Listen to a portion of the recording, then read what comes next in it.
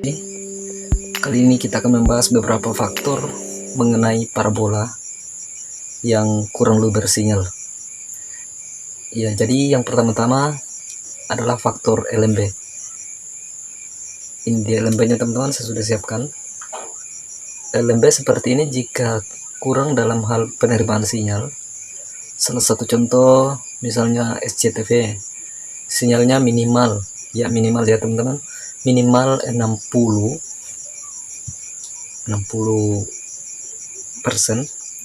Jika kurang dari itu berarti ada permasalahan. Yang pertama kita harus cek di LMB ini. Di LMB ini ada pentilnya di dalamnya, ada pentil besinya muncul 2, 3. Biasanya itu karatan.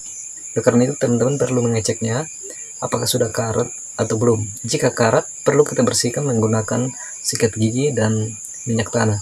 Kemudian biasanya ada tawon yang bersarang di dalam. Tawon yang bersarang di dalam itu yang perlu kita lihat teman-teman. Caranya jika tawon bersarang di dalam, kita harus bakar kertas lalu kita masukkan, kemudian kita bersihkan kembali.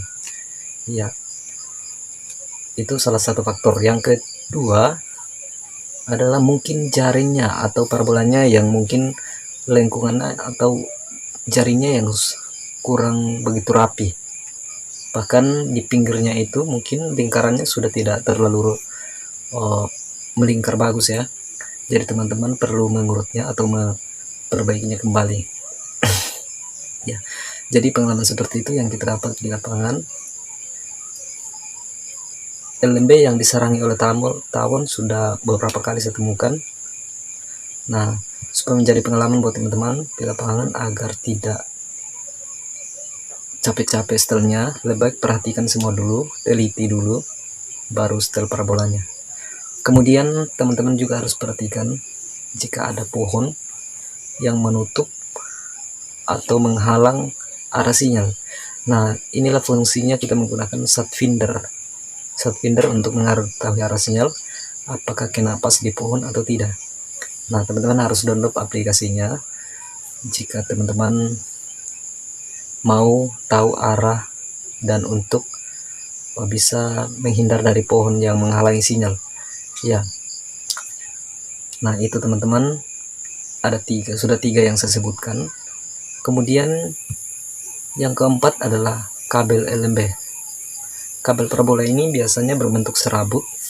Kemudian kalau penggunaannya sudah lama, biasanya itu seperti kapur. Kita perhatikan saja di bagian yang masuk ke LMB atau yang masuk ke receiver, itu perlu kita copot konektornya. Kita copot, lalu kita potong.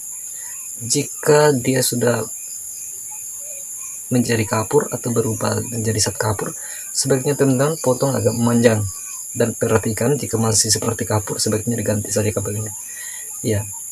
Jadi itu yang keempat. Kemudian yang kelima itu biasanya receiver ya. Receiver itu biasanya berpengaruh juga. Kadang ada receiver yang mampu menerima sinyal, bahkan ada juga yang sudah kalah. Jadi perlu kita membawa receiver yang masih normal untuk kita gunakan dalam pengetesan tersebut. Nah, itu saja dari saya teman-teman. Jika ketemu yang seperti itu, sebaiknya teman-teman kontrol. Ini juga LMB ke obeng, tidak jauh beda permasalahannya dengan LMB cebeng. Nah, ini contoh-contoh saja teman-teman. Jika ini sudah terbuka dan karatan di dalam, bahkan ada cicak yang masuk, itu yang harus teman-teman perhatikan supaya tidak terlalu membuang waktu dalam tracking atau dalam penyetelan parabola. Karena saya yakin teman-teman punya banyak langganan, bahkan teman-teman pemula, sebaiknya lebih diteliti sebelum memulai trackingnya agar tidak buang waktu begitu banyak ya. Sekian video dari saya, semoga video ini bermanfaat dan membantu teman-teman dalam dunia parabola. Oke, sekian dan terima kasih. Salam Santai Bumi TV.